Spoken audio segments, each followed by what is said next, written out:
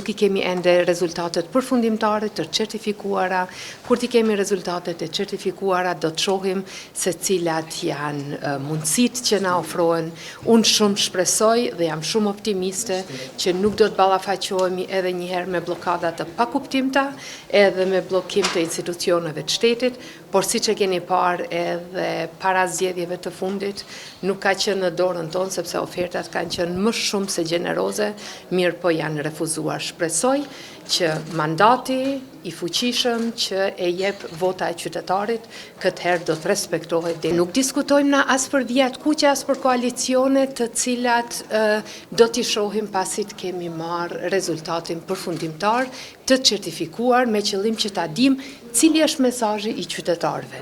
Nëse na nuk e dim mesazhin e qartë të qytetarëve, atëherë edhe nuk e respektojmë mesazhin e qartë të qytetarëve, atëherë gabojmë shumë. Ne kemi fituar zgjedhjet përsëri jashtëzakonisht bindshëm, përsëri kemi më shumë vota se të gjitha partitë shqiptare të tjera së bashku, prandaj nuk shoh asnjë arsye, është e vërtet pjesëmarrja në zgjedhje ka qenë më e vogël. Ky është një mesazh të cilin duhet ta analizojmë dhe ta kuptojmë drejt të gjithë ne që jemi aktiv në skenën politike.